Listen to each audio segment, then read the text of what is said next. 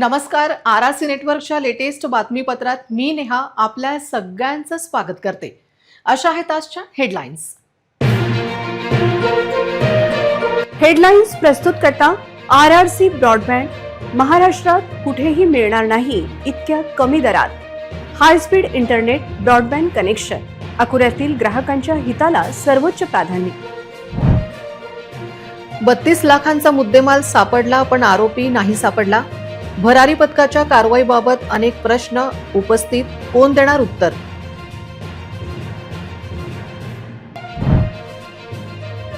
अकोला जिल्हा कारागृहात कैद्याच्या आत्महत्येचा तपास करा. अनिलच्या आईची मागणी, भरपाई कोण देणार? प्रश्नच.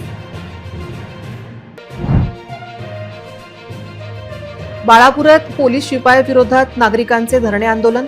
तरुणीवर अत्याचार करणाऱ्या पोलिसांवर कठोर कारवाईची मागणी.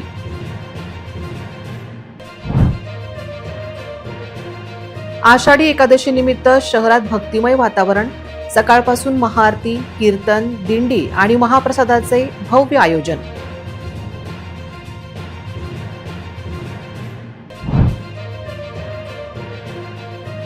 दिल्लीत सोनम वांगचुक यांचे उपोषण मागे.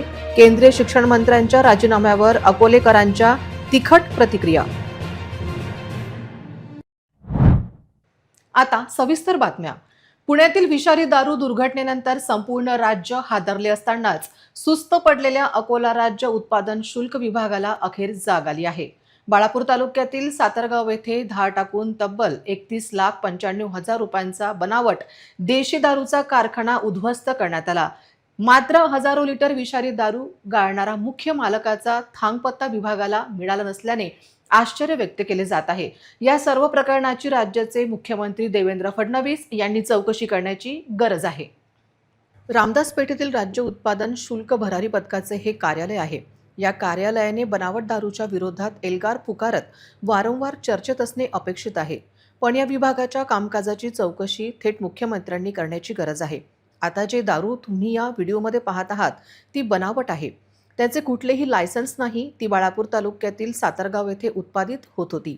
राज्याचा महसूल बुडवीत हा सर्व उद्योग बाळापुरात सुरू होत असल्याचा अधिकाऱ्यांचा दावा आहे. आणि हो, बंद असलेल्या फॅक्टरीत हा माल आढळल्याचा दावा अधिकाऱ्यांचा आहे. अख्खी फॅक्टरी विभागाने उद्ध्वस्त केली, त्यांचे अभिनंदन केले पाहिजे. पण ही फॅक्टरी कोणाची आहे? त्यांचे मालक कोण? कोणाच्या शेतात ही सुरू होती? कोणी बनावट दारू कारखाना सुरू करत हा उद्योग केला याचा खुलासा मात्र अधिकारी करू शकले नाही. माध्यमांना कारवाई केल्याची माहिती देताना देखील मुख्य सूत्रधार आरोपीचे नाव दिले गेले नाही. इतकेच काय तर विभागाच्या प्रेस नोटमध्ये देखील आरोपीचे नाव नाही. म्हणजे आरोपींना वाचवण्याचा पुरेपूर प्रयत्न भरारी पथक आणि त्याचे प्रमुख करताना दिसत आहेत. पाहूया काय म्हणतात भरारी पथकाचे अधिकारी.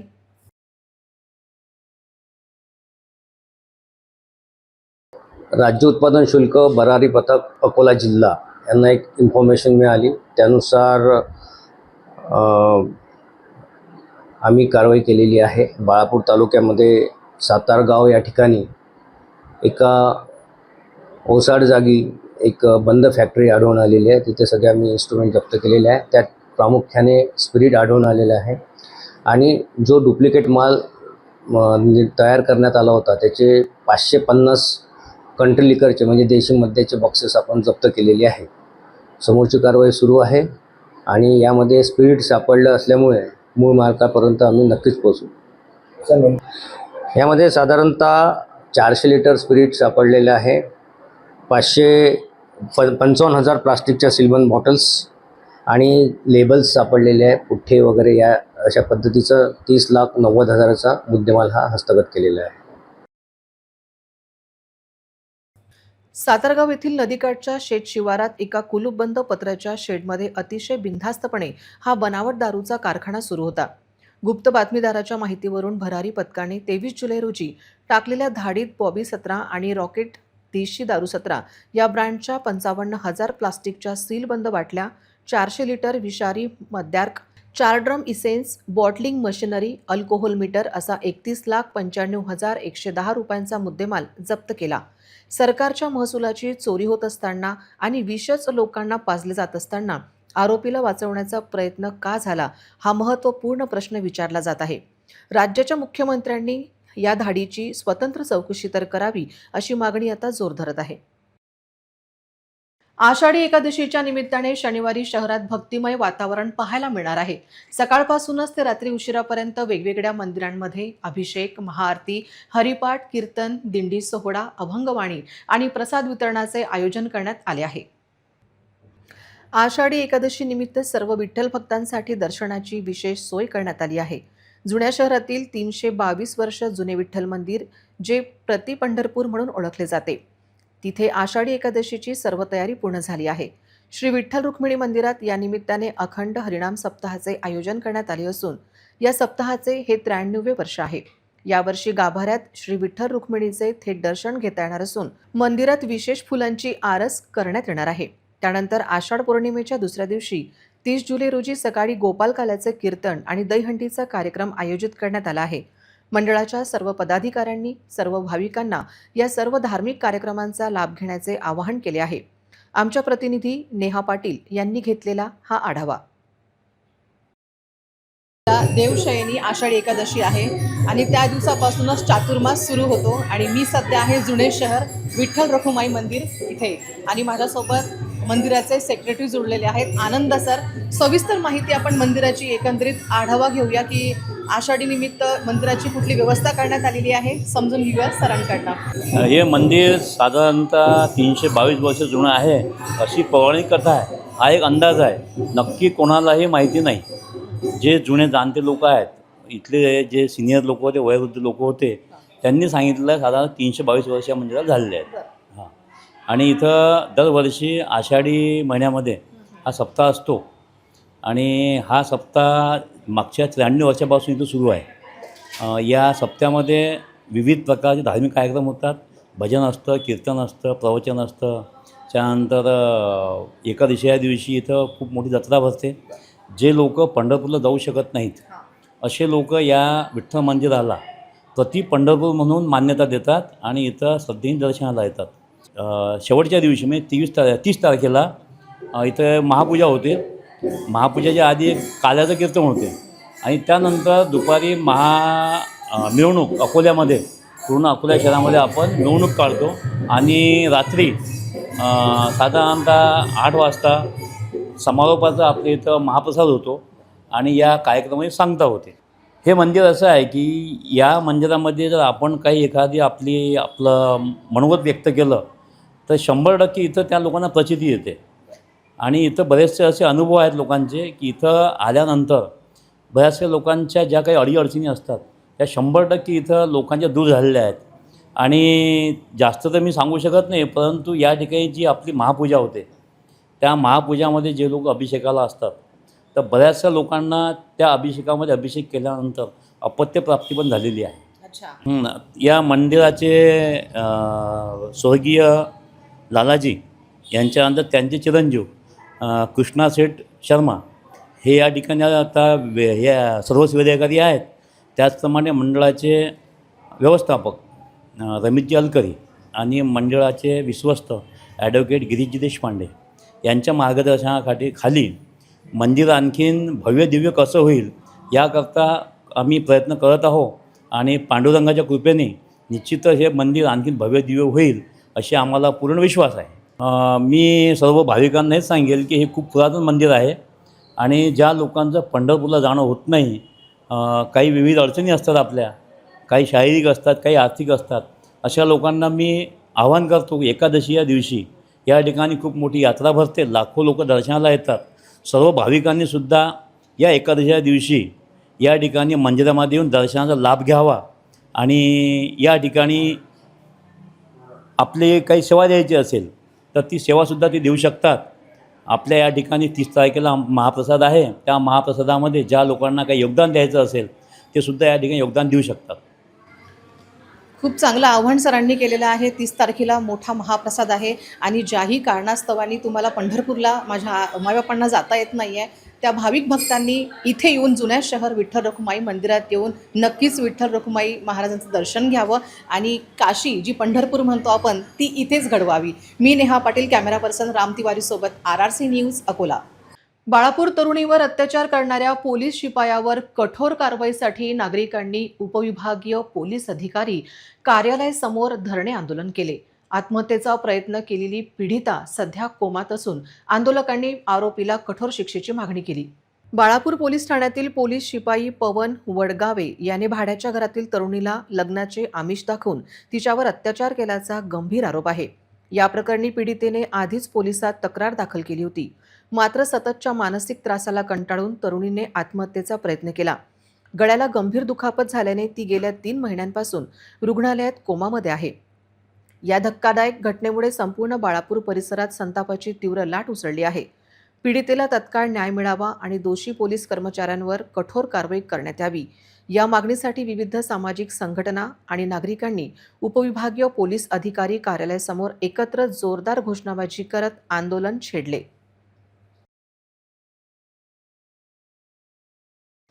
अकोला जिल्हा कारागृहातून एक अत्यंत खळबळजनक आणि प्रशासकीय कारभाराची लखतरे वेशीवर टांगणारी एक घटना समोर आली आहे. न्यायालयीन कोठडीत असलेल्या एका कैद्याने कारागृहाच्या आवारातील विहिरीत उडी मारून आत्महत्या केली आहे.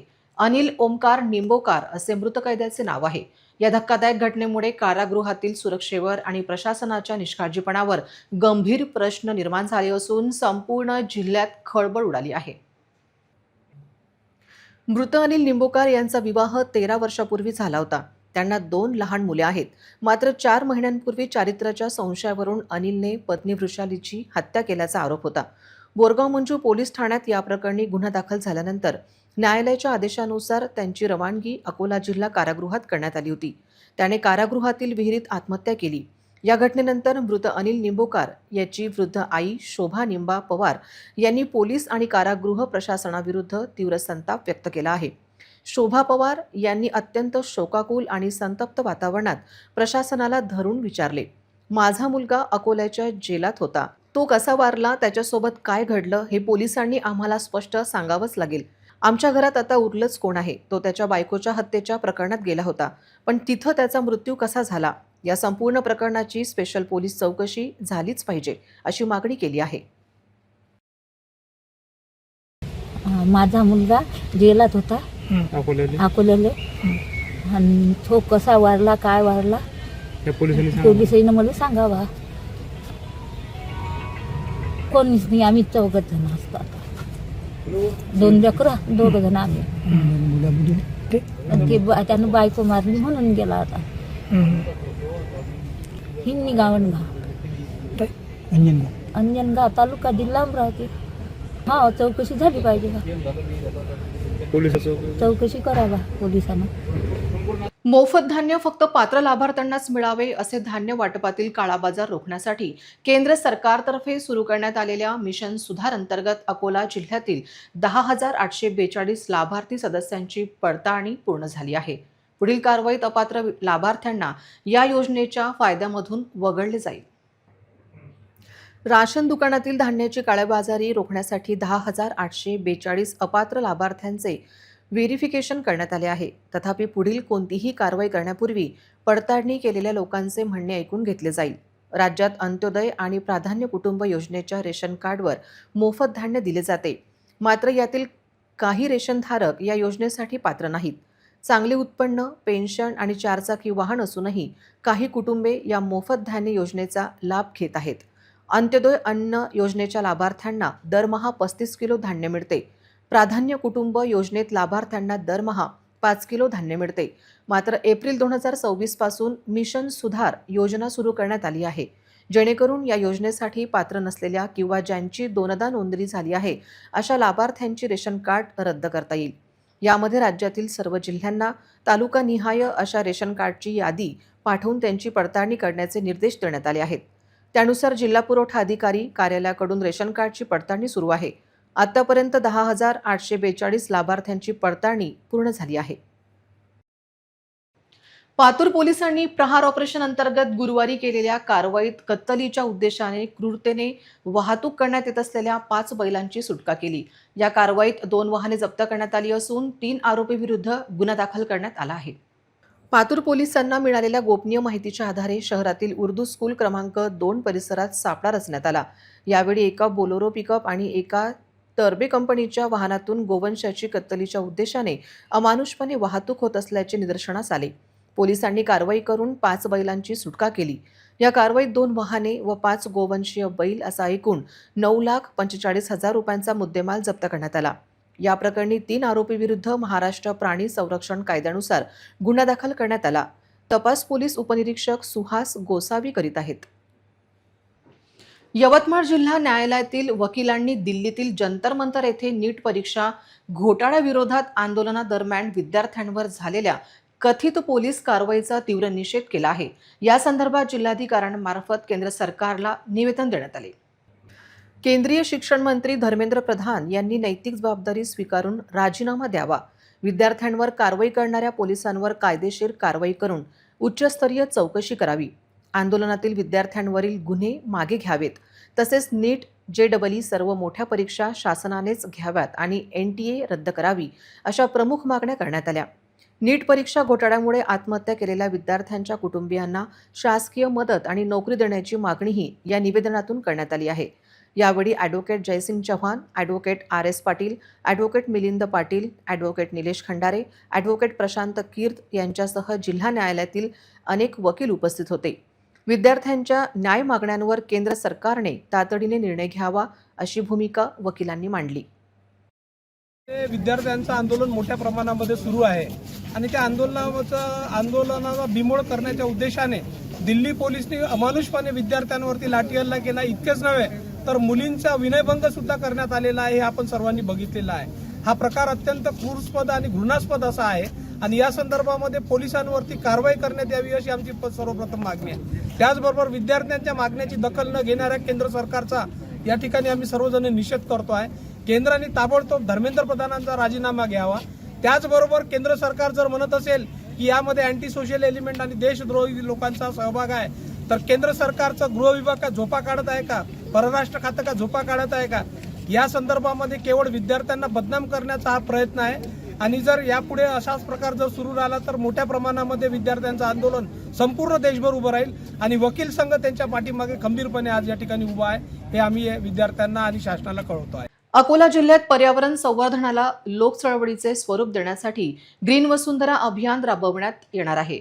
या अभियानांतर्गत केवळ वृक्षारोपण नव्हे तर वृक्ष संवर्धनावरही विशेष भर दिला जाणार असून जिल्ह्यातील विद्यार्थी, शाळा आणि महाविद्यालयांचा सक्रिय सहभाग असणार आहे.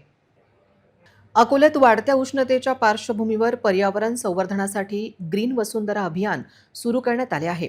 या अभियानात जिल्ह्यातील हजारो विद्यार्थी सहभागी होणार असून प्रत्येक विद्यार्थ्याने एक झाड लावून त्याचे नियमित संगोपन करण्याचे आवाहन करण्यात आले आहे. शिक्षण विभागाच्या 1,80,000 वृक्ष लागवडीच्या उद्दिष्टाला हातभार लावण्यासाठी हे अभियान 1 ऑगस्ट 2026 ते 15 जानेवारी 2027 या कालावधीत हे अभियान राबवले जाणार आहे. 1 ते 31 ऑगस्ट दरम्यान जिल्ह्यातील शाळा, विद्यालय व महाविद्यालयांमधील विद्यार्थी आपल्या शाळा व परिसरात मोठ्या प्रमाणात वृक्षारोपण करतील. सहभागी विद्यार्थी व शाळांना ग्रीन वसुधा वतीने मोफत रोपे उपलब्ध करून देण्यात असून यासाठी ईश्वर गट्टांनी, वसुधा हॉस्पिटल आणि अरोमा असोसिएशन यांचे आर्थिक सहकारी लाभले आहे. शाळांना ग्रीन वसुधा वृक्षारोपणासोबतच पाणी संवर्धन, पर्यावरण जनजागृती आणि हरित जीवनशैलीचा संदेश देण्यासाठी विविध उपक्रमांचे आयोजन करण्यात येणार आहे. अभियानात उत्कृष्ट कामगिरी करणाऱ्या विद्यार्थी, शाळा आणि महाविद्यालयांचा गौरवही करण्यात येणार आहे. केवळ झाडे लावणे नव्हे तर त्यांचे जतन आणि संवर्धन हीच काळाची गरज आहे, असा संदेश आयोजकांनी दिला.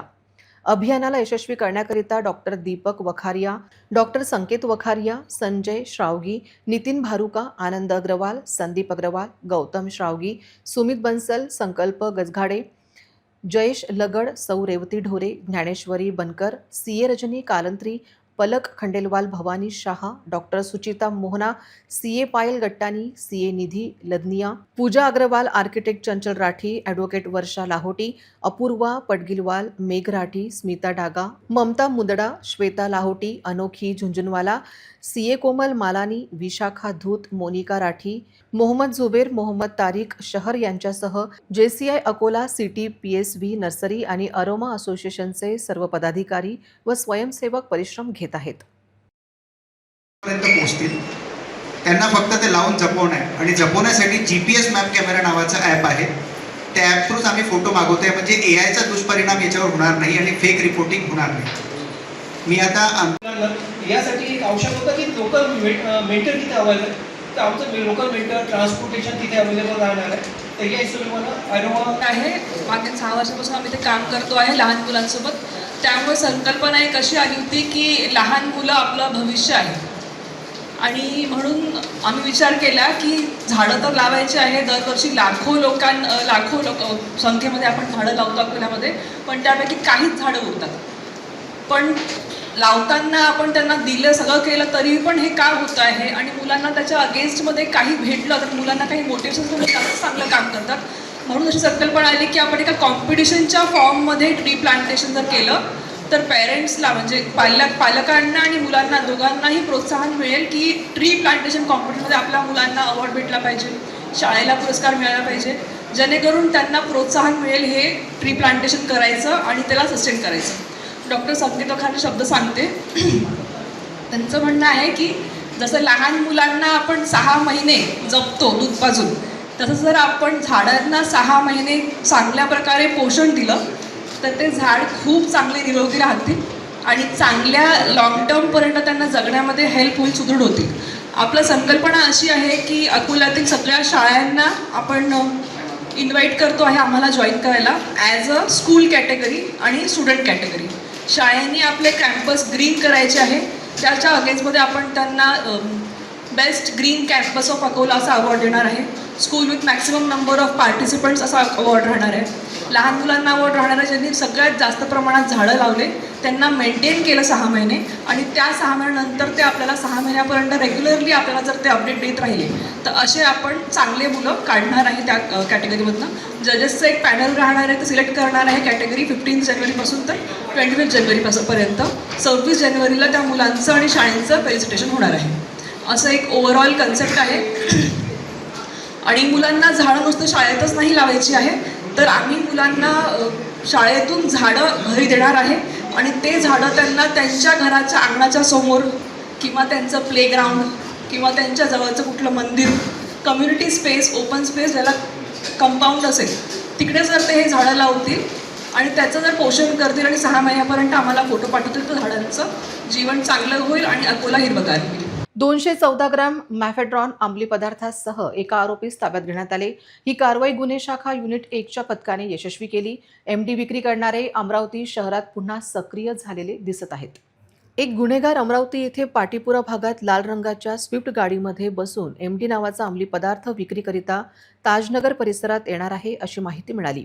22 रोजी गुन्हे शाखा अमरावती शहराचे अधिकारी व अंमलदार यांनी नागपुरी गेट हद्दीत पाटीपुरा येथे सईद खान, शरीफ खान यांची अंगझडती घेतली.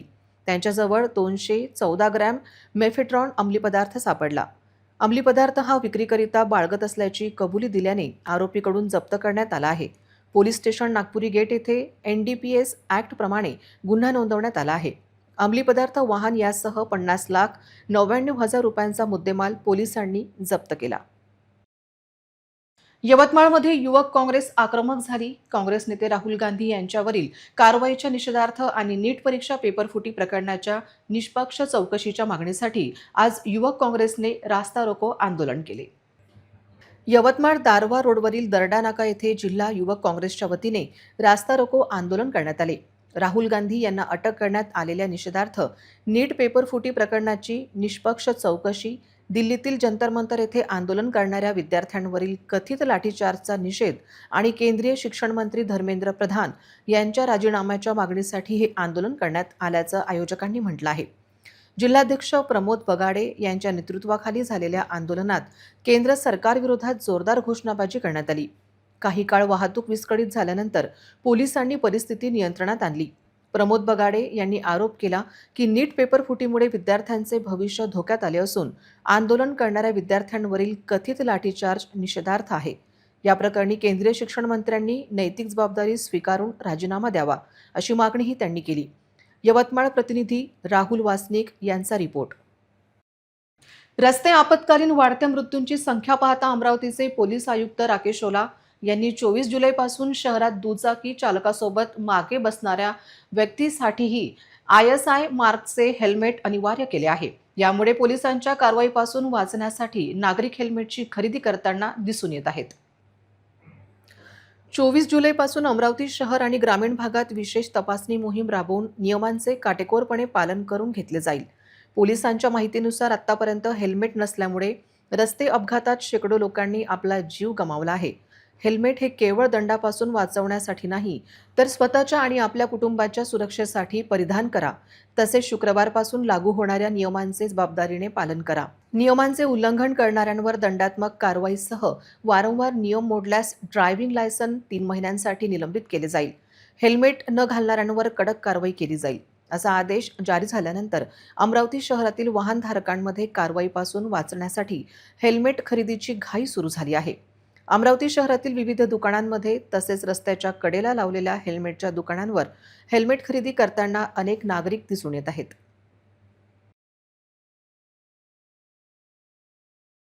महाराष्ट्रातील शेतकरी आणि सर्वसामान्य जनतेच्या सुखासाठी सुनील राणा यांनी पांडुरंगांकडे प्रार्थना केली. उपमहापौर सचिन भेंडे आणि YSPच्या नगरसेवकांनी अकोली स्थानकावर उपस्थित राहून वारकऱ्यांना पंढरपूर प्रवासासाठी भाऊक निरोप दिला. आषाढी एकादशी निमित्त श्री क्षेत्र पंढरपूर येथे विठ्ठल रुक्मिणीच्या दर्शनासाठी निघालेल्या वारकऱ्यांसाठी अकोली रेल्वे स्थानकावर विशेष सोहळा पार पडला. युवा स्वाभिमान पक्षाचे मार्गदर्शक सुनील राणा यांच्या हस्ते विशेष ट्रेनला हिरवी झेंडी दाखवून रवाना करण्यात आले. प्रवासाला निघण्यापूर्वी सुनील राणा आणि उपमहापौर सचिन भेंडे यांच्यासह YSPच्या नगरसेवकांनी सर्व वारकऱ्यांना साबुदाणा उसळीचे वाटप केले. यावेळी गटनेते नाना आमले, नगरसेवक किशोर जाधव, योगेश विजयकर, नगरसेविका सुमती ढोके, रजनी डोंगरे, अर्चना पांडे, संजय हिंगासपुरे, डॉक्टर अजय गाडे, हरीश सरपे व गंगाधर आवारे उपस्थित होते. ट्रेन सुटताच भाविकांनी केलेल्या जय हरी विठ्ठलच्या गजराने संपूर्ण अकोली स्थानक परिसर भक्तिमय वातावरणात दुमदुमून गेला होता. आज अकोलाजवळ असलेल्या अमानतपूर येथील विनोद मुरुमकार यांच्या शेतातील विहिरीला भला मोठा अजगर पडलेला होता. गावातील प्रज्वल वाघ, सर्वेश वानखडे यांनी फोन केला. वन्यजीव रक्षक बाळ काळने, गौतम बोदडे, अक्षय चौधरी हे विहिरीच्या ठिकाणी गेले तर जवळपास 9 फुटाचा अजगर विहिरीत दिसला.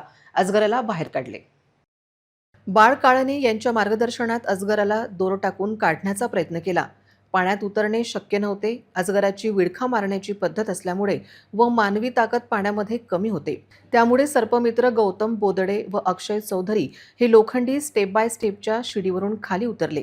त्यांनी शिडीवर उभे राहून प्रयत्न केले. शेवटी गौतम बोदडे, अक्षय चौधरी यांनी अजगराला वर आणले. बाळ काळने यांनी व्यवस्थित रेस्क्यू करत अजगराची माहिती गावकऱ्यांना दिली. अजगराला वाचवा असा संदेश दिला. सामाजिक कार्यकर्ते सोनम वांगचूक यांचे उपोषण रात्रीतून मागे घेण्यात आले.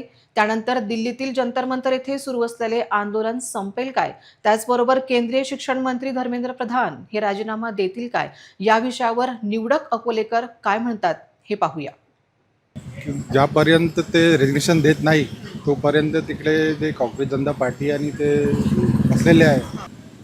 आता ते हायकमांड काय डिसिजन घेते त्याच्यावर ते अवलंबून आहे. पण ॲज अ यंगस्टर आम्हाला असं वाटतं की त्यांनी रेजिग्नेशन द्यावा आणि थोड़ा कॉन्फिडेंस बिल्ड होईल यंगस्टरमध्ये, एक भरोसा निर्माण होईल. आंदोलन मेरे हिसाब से चालू रहेगा शायद, क्योंकि वो जो स्टूडेंट लोग मांग कर रहे हैं वो मांग पूरी हुई नहीं है. वो प्रधान जी का मांग रहे रेजिग्नेशन, तो वो अब तक हुआ नहीं है. वो देंगे रेजिग्नेशन अपना? मुझे लगता नहीं वो देंगे करके, क्योंकि गवर्नमेंट लगना नहीं कि झुकेंगे करके उनके लिए. बंद होईल, कारण त्यांनी एवढा मोठा डिसिजन घेतलाय तर बंदच होईल. बरं, आणि शिक्षा मंत्री जे आहेत प्रधान, ते राजीनामा देतील का? तो आपको लगता है कि आंदोलन आगे और बढ़ेगा या यहीं पे स्टॉप हो जाएगा? स्टॉप हो जाएगा. स्टॉप हो जाएगा ऐसा लगता है. हाँ. और शिक्षा मंत्री जो है प्रधान, वो अपना इस्तीफा देंगे या नहीं देंगे? नहीं देंगे. नहीं देंगे. तो ये अच्छी बात है या बुरी बात? तो कैसे होगा? नहीं, फ्यूचर डेवलप होएगा. मोदी जी कुछ ना कुछ तो करने वाले ही है, तो वो कुछ ना कुछ करेंगे ही है. हाँ. जो ओपोजिशन छोड़ने की बात है वो तो मतलब गवर्नमेंट पे है. गवर्नमेंट उनको फोर्स करके उनका जो ओपोजिशन है वो तो तोड़ ही सकती. पर जो अभिजीत दीपके है तो वो तो मतलब जो प्रोटेस्ट है वो तो शुरू ही रखेंगे. और मेरा खुद का एक ये बोलना है कि मतलब अभी ये जो सब जो बच्चे हैं तो वो एजुकेशन के लिए रिवॉल्यूशन लाना चाह रहे हैं. अभी तक जो उन्होंने बच्चों के साथ किया है उसे देख के तो लग रहा है कि उन्हें देना ही नहीं है. पर देखते हैं, फिर भी बच्चे तो प्रोटेस्ट कर रहे हैं. मुझे तो लगता है कि देना चाहिए, क्योंकि जो पेपर लीक हुआ उसके ऊपर भी उन्होंने उनका कोई ट्वीट नहीं करे। सेकंड बात ये है कि उन्होंने जैसा अभी तक की जितने भी प्रोटेस्ट हुए हैं, तो जिनके अगेंस्ट प्रोटेस्ट हुए हैं तो वो खुद आकर जो प्रोटेस्ट कर रहा है तो उसके साथ में बैठकर एक मीटिंग या फिर कुछ कॉन्फ्रेंस करते हैं कि आपकी जो मतलब जो वो पॉइंट्स रख रहे हैं तो हम उनके ऊपर काम करेंगे, फिर ऐसा वो बोलते हैं। पर इन्होंने अभी तक की कोई ना मीटिंग की है ना प्रेस कॉन्फ्रेंस की है, कुछ भी नहीं किया है। और इनका काम है कि प्रेस कॉन्फ्रेंस करो या फिर रिजिग्नेशन दो, ये दोनों में से कोई भी काम नहीं कर रहे। तो मैं तो चाहता हूँ कि पुन्हा एक नजर टाकूया आजच्या प्रमुख घडामोडींवर. हेडलाईन्स प्रस्तुत करता RRC ब्रॉडबँड. महाराष्ट्रात कुठेही मिळणार नाही इतक्या कमी दरात high speed internet broadband connection. अकोल्यातील ग्राहकांच्या हिताला सर्वोच्च प्राधान्य. 32 लाखांचा मुद्देमाल सापडला पण आरोपी नाही सापडला. भरारी पथकाच्या कारवाईबाबत अनेक प्रश्न उपस्थित, कोण देणार उत्तर?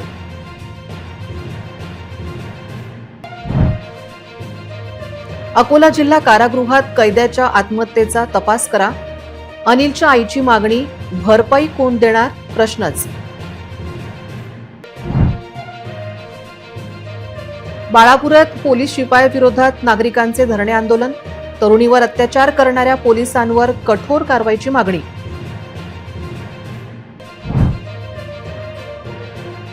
आषाढी एकादशी निमित्त शहरात भक्तिमय वातावरण. सकाळपासून महाआरती, कीर्तन, दिंडी आणि महाप्रसादाचे भव्य आयोजन.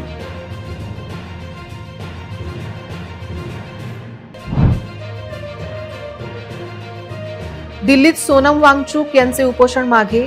केंद्रीय शिक्षण मंत्र्यांच्या राजीनाम्यावर अकोलेकरांच्या तिखट प्रतिक्रिया.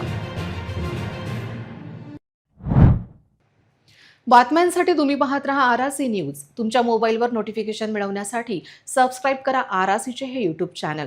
ट्रेंडिंग आणि लेटेस्ट बातम्यांसाठी RRCच्या इंस्टाग्राम पेजला फॉलो करा, लाईक आणि फॉरवर्ड करा RRC न्यूज अकोलाचे हे न्यूज बुलेटिन. पुन्हा भेटूया लेटेस्ट बातम्यांसह नवीन बातमीपत्रात. तोवर नमस्कार.